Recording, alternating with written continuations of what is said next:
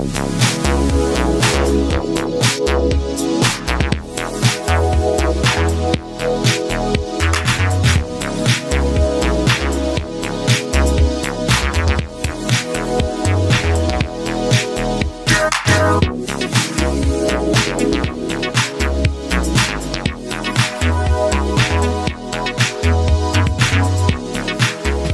to Rick's Corner.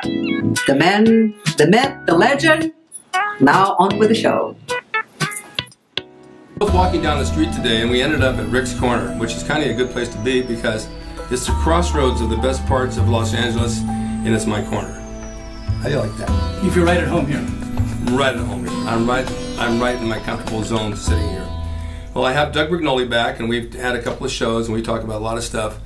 And I've had a lot of comments and emails from a lot of you saying how much carbs is too many carbs, what's not enough, and when you say low carbs, what do you mean low carbs? Am I supposed to eat bread? Can I have fruit? When do I eat the fruit? What about cottage cheese? What about this? And then how much protein? So I thought we would discuss that openly. We don't have any notes. This is strictly off the top of our head. And since I have no hair, I might know a little bit more. No, I get it. But how do you answer things like that? Because everybody has their own limit or their own way of taking carbs for results. What works for me or you may not work for the other person. I know that they run out of energy without carbs. I'm just running out of gas. I don't know what to do. So how do you answer that? Well, and the other thing we have to acknowledge is that we've been told different things through the years. Mm-hmm. I mean, years and years ago, we're talking in the late 70s, early 80s, there was a book called Eat to Win by Robert Haas. Mm-hmm. And he would talk about complex versus simple carbohydrates. Mm-hmm. We don't even use those terms anymore. It's a meaningless term. Complex technically means that it's a polysaccharide, a multiple sugared molecule. And a monosaccharide or a disaccharide, one or two molecules of sugar, was called a simple. And the thought was that if it's simple, it converts to glucose quickly. Mm-hmm. And if it's complex, it converts to glucose slowly. Mm-hmm. Turns out that's wrong. No, it is wrong? Turns out that a baked potato, even though it's a polysaccharide, a complex carbohydrate, has a high glycemic index. And the glycemic rating now, we realize, matters much more. How quickly you digest and absorb that carbohydrate and it converts to glucose usually determines whether you spike insulin or not. Now, I call carbs the wild card because everyone reacts differently. Yeah, that's what I'm saying. You might be hyperinsulinic, I might not be, or vice versa. We might eat the exact same baked potato and have a different response to it. The American Heart Association has told us for years to eat according to the food pyramid. You might recall seeing that thing at the very bottom of that pyramid was carbs, potatoes, rice, grains, pasta, suggesting that should be what we eat most of. Yeah. And then at the very top was a little triangle that said fats, oils, butter. Okay, well, I did that since I was a teenage bodybuilder. And in part because I have had relatively good genetics in my youth, I got away with it. And then last year, that same diet created high cholesterol and arterial plaque. Oh my God, just like that. And when I discovered it, when the cardiologist said you've got relatively high arterial plaque and your cholesterol is 290, by the way, I'd been checking my blood for years, it was never that high. I called up a very good friend of mine who's a biochemistry professor. I said, so what's going on? He goes, well, that's precisely the wrong advice, what the American Heart Association has been telling us. Now, some people can eat it and get away with it. Yeah. Right? But if you tend to be hyperinsulinic, as apparently I've now become hyperinsulinic, I overproduce insulin now when I eat carbs. What happens is your insulin rises, your glucose plummets, and then you end up waking up in the middle of the night sweating because in the middle of the night you have low blood sugar. Oh, wow. That's why I'm sweating. So in order to understand whether we should be eating, high carbs, low carbs, etc., we need to parse what kind of carbs we're talking about. They're not all the same. So I have now switched, but I'm not eating low carb per se. Most people don't even know that vegetables have carbs. Oh, they have carbs. Right? They're just not a starch. Right. Right? So the average bodybuilder, or at least the average bodybuilder in the 80s and 90s, would have thought that vegetables is like lettuce, basically zero. If you want carbs, you eat potatoes or rice or bread, right? Or fruit, even though fructose has a whole different thing. It behaves differently in our body. But anyway, the point is that I've switched my rice and potatoes for steamed vegetables. And if I ate this much rice, now I eat this much steamed vegetable. It ends up being fewer carbs, but more importantly, it is a low glycemic carb, which means it converts to glucose very slowly. I used to eat a high carb, low fat diet. Now I eat a relatively high fat diet, mostly olive oil, mostly avocado, although still 2 egg yolks a day, 2 eggs, whole eggs a day. Beef a couple times a week, salmon a couple times a week, ghee, which is clarified butter. And now my cholesterol went from 290 to 138. Oh boy, that's something else. And my arterial plaque has been cut in half. You talking about the plaque on your teeth? Yeah, right. Now here's what's interesting is, I'm not a biochemist. I'm not going to pretend to be a biochemist. I don't have all the answers, but I do know what I've experienced. When I first thought, okay, well, I've got to fix this health thing, and I need to switch my diet because it'll make my health better, I anticipated losing muscle. I thought I won't have as much glycogen replenishment. Turns out my muscle growth has improved. Now, why? I can speculate. Some of you who are out there in biochemistry land maybe can tell us for sure. I suspect that my hormone production has improved, bringing back these healthy fats. I think I was actually starving my body of essential healthy fats by sticking with this ridiculously low fat, high insulin producing diet. And now I weigh 212 pounds. My body fat is down. I feel great. I don't eat any rice or potatoes now. Just increase the fats. Yeah, I replaced them for vegetables, steamed vegetables. Zucchini and bell peppers and all that, cauliflower and all squashes and all that. And I eat 4 or 5 times a day. And it's been working great. Okay, so basically when someone says, how do I cut my carbs or what do I cut? You have to see what your body responds to and check out by the mirror, because you always can't go by the scale. And check the blood. Get the blood test. You get a blood test as well. You get a blood test, and it says that you have high insulin, low glucose. You are hyperinsulinic. That's a given. So you need to start eating like a diabetic. I mean, I get like 200 grams of protein a day because that's about my weight, 220. And I figure that works well for me. And I don't always get it, and I probably should. And there's times when I was really emphatic about it, and then now I kind of let it slide. The trend now is this ketogenic thing. Everybody's talking ketogenic. Yes, I hear it. Right now, ketogenic, in its simplest form, basically means that you are burning dietary fat as fuel and producing ketones. Right. So a ketogenic diet won't work if you're eating too many carbs. So someone might say, well, why do I want to produce ketones? Well, ketones help push up HDL, which are the good cholesterol, and helps push down LDL. Okay, so it's heart healthy.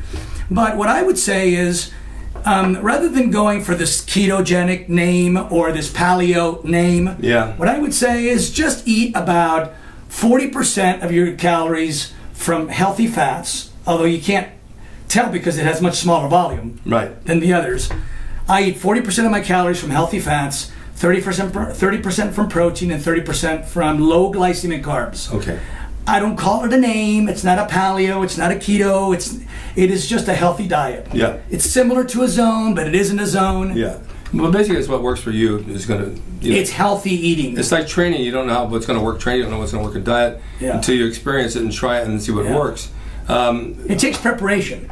It takes planning. You have to buy the vegetables. You have to steam the vegetables. It takes, being prepared. When you run out of your big Tupperware container, you've got to have the new ones ready to steam, so you got to stay ahead of it. You can't just go to a restaurant and pick up French fries. No. The other thing that you need sugar after your workout to replace the glycogen in your muscle, not just protein. I heard that. I believe that. I have preached that. Some of you may remember there was a while when I said after my workout I drink a glass of hot water with honey in it. I was recommending that because logically it made sense that I want to replace my glycogen, right? And that's one of the reasons why I thought this new diet probably wouldn't work. Well, after my workout, I have steamed vegetables, chicken, salmon, or beef, olive oil, and avocado, and I don't know. I mean, it hasn't hurt me. It's helped me. Am I replenishing my glycogen? I don't know. I'm not a biochemist. I don't know. All I know is that for me, not taking sugar after the workout hasn't hurt me. Well, I have a friend that came on here, Alex Ardenti, who has the diet. I know Alex. You don't eat. I know Alex. What's that called? What's that? Yeah. Fasting. Intermittent fasting. Intermittent fasting. Coffee now. That works for him. I saw him yesterday at the movies. Yeah. He's huge. Yeah. And that's what he's doing. I'm not an expert on that. I don't know. All I know is that, there's a lot of things that I don't know. I don't mind biomechanics very well, but there's biochemistry is a whole different thing. And physiology is a whole different thing too, by the way. I'm always ready to listen to something new. And by the way, speaking of ready to listen to something new, Mark Twain had a wonderful quote, which I love. It is easier to fool someone than to convince them they've been fooled. Yes. Now, what we mean by that is that people embrace the first thing they hear, and then they own it. They make it their own. They may talk about it to other people. Now they're sort of invested. Someone comes along with a different theory. They go, nope, don't want to hear it. Nope, don't want to hear it, right? And so I say, well, you really should be open-minded, and you should listen to, well, what do you want me to do? You want me to like change my view every time someone comes? No, I want you to think. I want you to don't be mentally lazy, right? Yeah. Hear what I would be willing to listen to an intermittent fasting explanation. I'm not going to close the door if it doesn't make sense. Yeah. Or if I research it and it doesn't pan out, fine. But I listen to it. Yeah. Right. So I always say, don't close the door to different ideas and different. Like my book is full of unconventional ideas, meaning they're not traditional, but they're extremely logical and scientifically sound. Let's talk about your book for a minute. Okay. Well, here it is. The Fitness. It is 803 pages. It is available only as a PDF right now, even though I happen to be holding a printed version, which I had done at the local print shop. It explains the mechanics of the body, the physics of the body, what works, what doesn't work, and why. That's the important part, is why. We can't just select our exercises based on how something feels, or because someone who looks good uses that exercise, right? Or how good we'll look when we do the exercise. Like, right. If you're squatting, 300 pounds, and you think that makes you look like you're in beast mode, that's the wrong reason to be doing a squat. Totally, yeah. Right, so this explains the principles, the 8 principles that have to be in place. It's just like if you were going to build an airplane, you'd get a book called The Principles of Aviation. Yeah. Right? There are certain criteria that need to be met. Width, length, thickness, all these things. Same is true in resistance exercise for physique development. There's certain criteria that need to be met in order for an exercise to be maximally efficient. And if an exercise is missing 1, 2, 4 of these things, they lose efficiency, right? So if you get 3 or 4 different exercises that are fairly redundant, like if you're doing bicep, bicep, bicep, they're all redundant in that they're all flexing your elbow, but they all have different mechanics. So it's good to say, well, this one's inferior, so maybe it takes, like for example, I typically do 14 to 18 sets of one exercise for bicep. I've done that. I like it. 14 to say. Yeah. So it's better off doing the one, the higher dose, the higher potency exercise, and dismissing the ones that have lower potency. Because you're still working the muscle the same way. Better. Yeah, I like it. I've done that. I like it. Anyway, that's what this is about. If you want it, dbfitness@aol.com is my email address, and it's $50, and I'll send you some instructions on how to send it to me via PayPal, and you'll be enlightened. Sounds good to me, man. Thank you guys for watching Rick's Corner, and Doug for being here. My pleasure. And we will see you next time. Stay tuned for weather, traffic, and have a nice day. What's left of it. Thanks, Doug. My pleasure. Thank you. Hey, everyone. Now you can have the Gold's Gym logo drawn by me, the artist Rick Drasin, personalized and made out to you and signed by me to frame and put on your gym wall or wherever you see fit to do so. It's a piece of bodybuilding history. It will never be duplicated again. It's the largest selling icon t-shirt logo in the world, and I'm the guy that drew it, and I will draw it for you. Just go to my website, rickdrasin.com, and order there. You can pay through PayPal, and it'll be sent out right away. And be sure to watch Rick's Corner for all the videos on bodybuilding, nutrition, fitness, pro wrestling, and anything that suits your interest as far as getting physically fit and being the best you can be from the golden era of bodybuilding.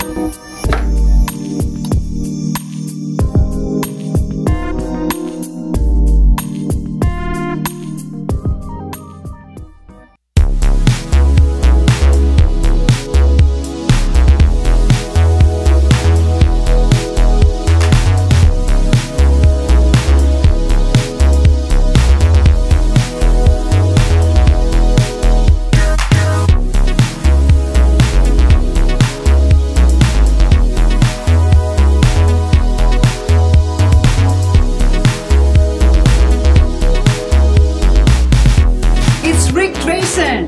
He's the equalizer, baby. See you next time.